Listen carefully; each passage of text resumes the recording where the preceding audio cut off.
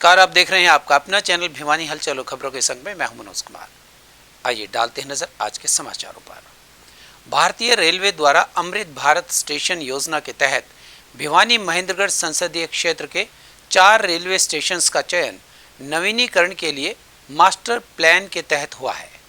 इस योजना के प्रथम चरण में अगले माह 6 से 8 महीनों में भिवानी, दादरी, महेंद्रगढ़ व नारनौल के रेलवे स्टेशंस अत्यधिक आधुनिक सुविधाओं से लैस और अपग्रेडेड नजर आएंगे। अमृत भारत स्टेशन योजना के तहत भिवानी रेलवे स्टेशन पर प्रथम चरण में 5 करोड़ रुपए खर्च किए जाएंगे। इस बारे में जानकारी देते हुए भिवानी महेंद्रगढ़ सांसद चौधरी धर्मवीर सिंह ने कहा कि बीकानेर मंडल के तहत 15 रेलवे स्टेशनों को इस योजना में शामिल किया गया है, जिनमें भिवानी महेंद्रगढ़ सांसद क्षेत्र के 4 रेलवे स्टेशन शामिल हैं। इस योजना के तहत रेलवे स्टेशनों पर नए प्लेटफॉर्म का निर्माण, आकर्षक प्रवेश द्वार, अति आधुनिक प्रतीक्षालय, पैदल पथ निर्माण, रेलवे स्टेशन पर वाईफाई, बेहतरीन cafe area, parcel handling spot, दिव्यांगजनों के लिए शौचालित सीढ़ियों के निर्माण सहित सौंदर्यीकरण के विभिन्न बिंदुओं को शामिल किया गया है। इसके साथ ही बेहतरीन पार्किंग व अलग से गुड्स प्लेटफॉर्म बनाने के अलावा आने वाले समय में रेलवे स्टेशन पर अति आधुनिक शॉपिंग कॉम्प्लेक्स भी बनेंगे, जहां ग्राहक खरीदारी भी कर सकेंगे। इसके साथ ही भिवानी के सिटी रेलवे स्टेशन को 4 करोड़ की लागत से तैयार किया जा रहा है। रेलवे जंक्शन पर सांसद के साथ पहुंचे रेलवे कमेटी के अधिकारियों, रेलवे DEN योगेश कुमार अग्रवाल व ADEN देव कृष्ण कुमार ने रेलवे स्टेशन पर बनने वाली हर सुविधा को कलमबद्ध कर ऐसा ये अमृत योजना के तहत अपनी इस लोकसभा क्षेत्र में 4 रेलवे स्टेशन हैं और 4 रेलवे स्टेशन में भिवानी, दादरी, महेंद्रगढ़ और नारनौल, और ये फर्स्ट फेज का काम इसी साल ये 7-8 महीने में पूरा करना है, ताकि इस रेलवे स्टेशन की सुविधा, इसकी शक्ल सूरत एक बहुत अच्छा लुक आए, सवारियों को पूरा फायदा भी मिले, चाहे वो बैठने के लिए हो, आने जाने के लिए हो, खाने पीने के लिए हो, एक्सीलेटर की बात हो, लिफ्ट की बात हो, ये पार्किंग की का मामला हो, यानी सारी वो सुविधा मॉडर्न ज़माने को देखते हुए, इसीलिए ये अमृत योजना में ये 4 रेलवे स्टेशन फर्स्ट फेज में हमारे लिए हैं, नारनौल, महेंद्रगढ़, दादरी और भिवानी।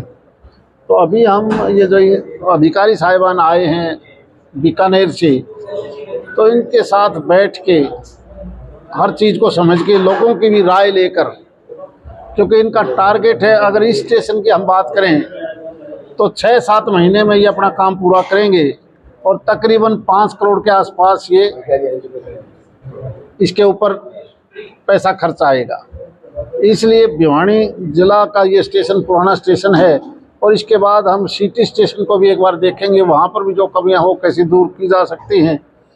तो मैं बधाई देता हूँ रेलवे मंत्रालय को, बोर्ड को और इनके अधिकारियों और कर्मचारियों को कि जिस लगन से कनेक्टिविटी के नाम पर इन पिछले सालों में जिस प्रकार से रेलवे ने अब सुविधाएं दी हैं, और मुझे लगता है कि उसके बाद हमें हर शहर में और ज़्यादा फायदा मिलेगा, क्योंकि आप देखते होंगे कि इस पिछले 8-9 साल में जितनी ट्रेन पहले थी उससे कई गुना ज़्यादा ट्रेनें स्पीड के हिसाब से भी और पैसेंजर के भी हिसाब से भी, और नई ट्रेनों का संचालन भी दूर दराज के क्षेत्रों तक भी, चाहे वो पूर्व की बात हो, उत्तर की बात हो या दक्षिण की, हर जगह यहाँ से आपको ट्रेन आसानी से मिल जाती है।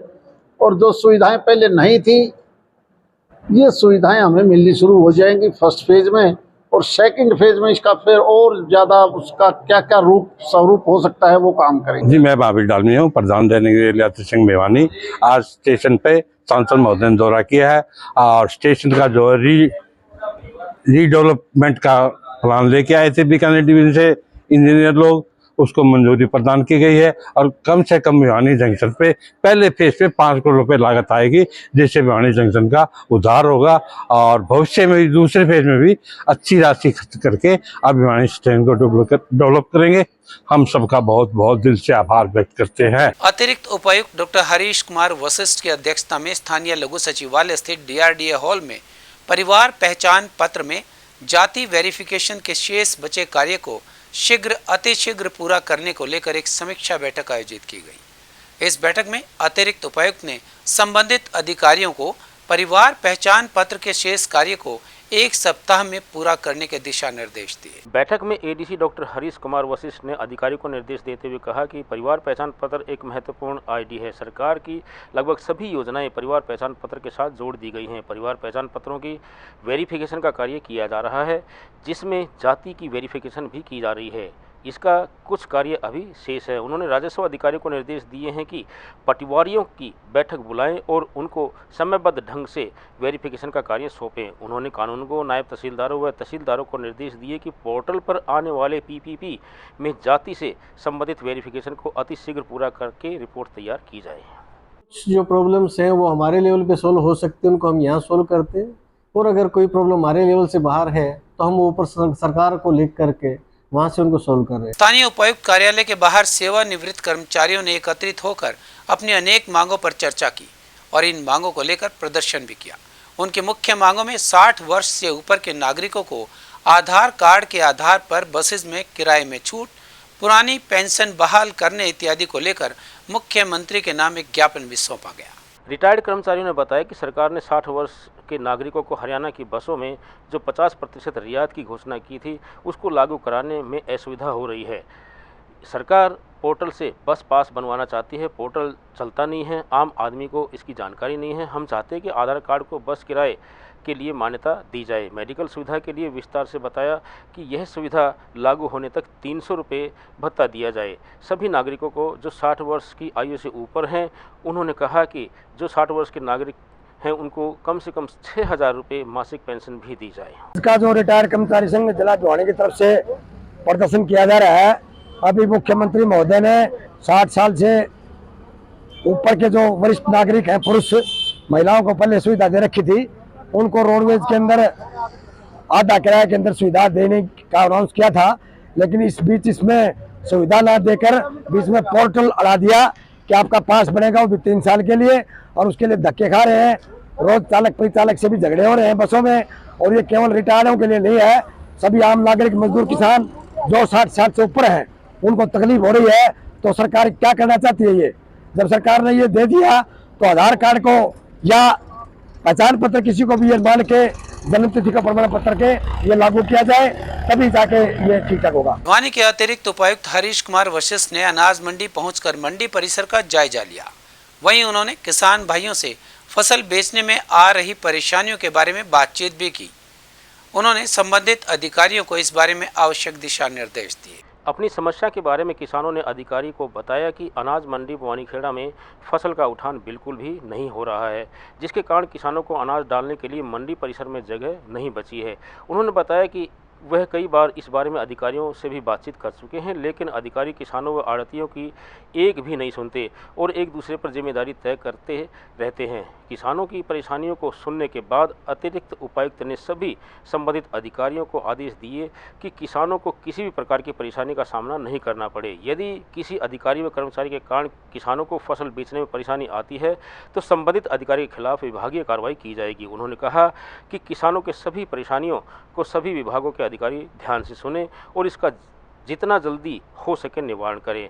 यदि इस कार्य में कोई भी अधिकारी या कर्मचारी लापरवाही बरतता है तो उस अधिकारी के खिलाफ सख्त कार्रवाई की जाएगी। माल उठ नहीं गया, कल बारिश बता रखी है मौसम विभाग ने, अगर माल खराब हो गया तो इसकी सरकार या जो इनके कर्मचारी अधिकारी हैं उनकी जो जवाबदारी होगी, और जल्दी उठेगा तो किसान का जल्दी पेमेंट आएगी। अभी 1 महीने इसको उठाएंगे नहीं तो 72 घंटे में पेमेंट किसान को कैसे देंगे?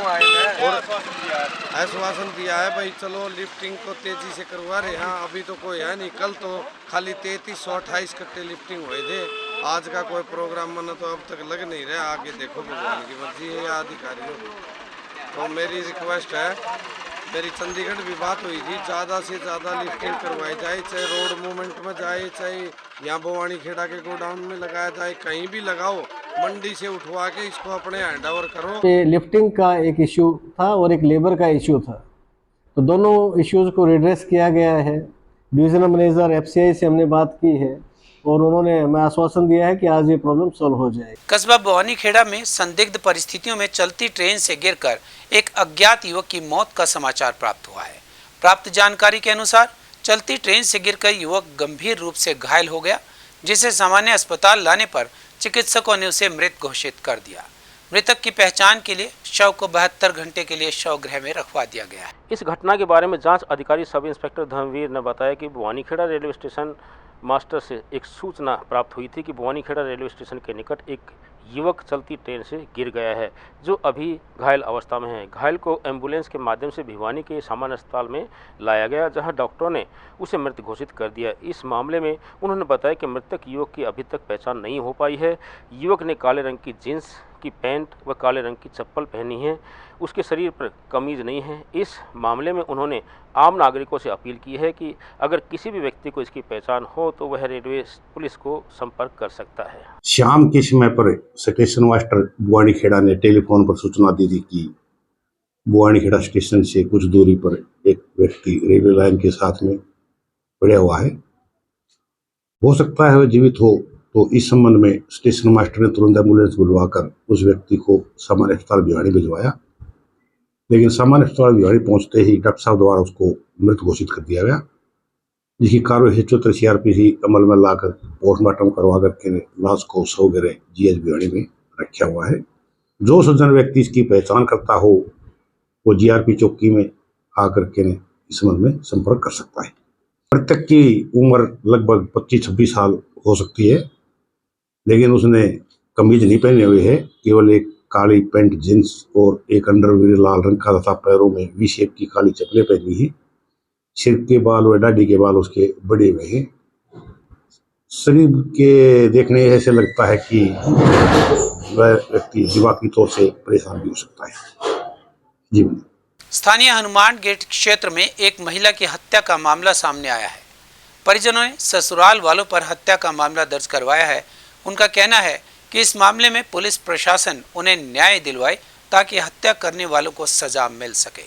गौरतलब है कि मृतक विवाहिता ने कुछ साल पहले इस इलाके में रहने वाले एक युवक से प्रेम विवाह कर लिया था। वहां से उसके 2 बच्चे भी हैं।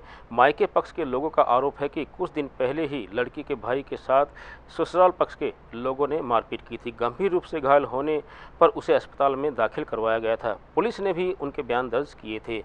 वह पहले भी घर आई थी, लेकिन वह वापस चली गई थी और ससुराल जाने के बाद ये घटना घटित हो गई। संदीप है जी, मैं खरक से बिलोंग करता हूँ और यहाँ पे मेरी शादी कर रखी है भिवानी में, आलू मोहल्ला हनुमान गेट के पास। तो जो मेरी बड़ी साली थी उसकी शादी बोंद के रहने वाले थे, जिनका मनीष नाम था, और जो साली थी ना उनका शालू नाम था। उन्होंने ना यहाँ पे मतलब वो पड़ोस में ही रहते थे, तो उनकी शादी वगैरह हो गई थी।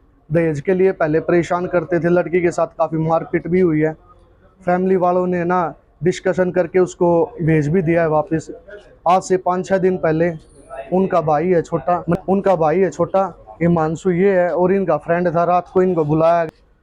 मनीष था जो कि मेरी साली है, उनका हस्बैंड था।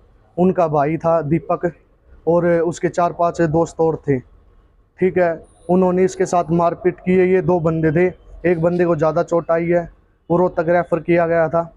रोहतक रेफ़र करने के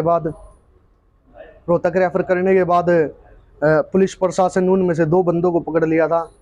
उन्होंने गुस्से में आके उनके फैमिली वालों ने मिलके, उसके सास ससुर ने, उसकी ननद ने और उसके ननद के हस्बैंड ने, और जो बंदे थे साथ में बचे हुए थे, उन्होंने मिलके मेरी साली का मर्डर किया है। कल क्या घटना हुई थी? लड़के की शादी जी, लड़के ने दबाव दिया था तब भी, हाँ, और बोला कि मेरे साथ शादी करना तो फांसी खा के मरूंगा मैं। लड़की बोली चल, वो लड़की की पसंद थी, ऐसी कोई बात नहीं थी। हमने राजी खुशी सुतरी अपना कर दी थी, चलो भाई अपना घर बसाई, हमने कोई दिक्कत नहीं, कोई परेशानी नहीं। तो बाद में कई दिन से ऐसे दुखी कई बार फैसले करे, महिला थाना भी हुई, फिर भी हमने भेज दी। लड़की बोली नहीं मम्मी मैं बसूंगी भाई, मैं अच्छी तरह रहूंगी, अगर मन देखो कहाँ तक अच्छी तरह रखते जा तक तो मैं रहूंगी। और कल का जी पता नहीं इन्होंने क्या तो किया है क्या नहीं किया है। स्थानीय दादरी रोड स्थित ठोस कचरा प्रबंधन स्थल पर 17 अप्रैल को अज्ञात कारणों से आग लग जाने के बाद 4 दमकल गाड़ियां आने के बाद भी आग पर काबू नहीं पाया गया है। इस बारे में अनाज मंडी के प्रधान विष्णु केडिया ने कॉन्ट्रैक्ट कंपनी के कर्मचारियों पर आग लगाने का आरोप लगाया और कहा कि सैकड़ों की संख्या में गाय, नंदी व अन्य पशु गंदगी खाकर भी यहाँ मर रहे हैं। यहाँ ये जो ठोस कूड़ा करकट स्थल जो बना रखा है इसमें इतनी अव्यवस्था है। कल 17 अप्रैल 2023 को इसमें भयंकर आग लगी। ये आग ठेकेदार द्वारा लगाई गई आग है। इंदौर की एक कंपनी ने ठेका ले रखा है। उस कंपनी ने इस कचरे को इसलिए जलाया है कि रात के अंधेरे में किसी को दिखाई नहीं देगा। करीब 5 बजे जो इसमें आग लगाई थी और ये उठा करके और खड्डा खोद करके कहीं अन्य जगह डिस्पोज ऑफ करना होता है ये कचरा, उसका खर्च बचाने के लिए ऐसा किया है। और रात को जब पशु यहाँ गंदगी और प्लास्टिक खा रहे हैं, यहाँ कोई ठेकेदार ने चौकीदार तक की ऐसी व्यवस्था नहीं कर रखी कि गोवंश यहाँ गंदगी ना खाए। ये गंदगी खाने से गोवंश बीमार होगा और मौत भी इनकी होगी। ये बहुत ही जघन्य अपराध है और इनके खिलाफ FIR दर्ज होनी चाहिए। हमारे संग में बस इतना। अगले के लिए देखते रहेगा आपका अपना चैनल भिवानी हलचल।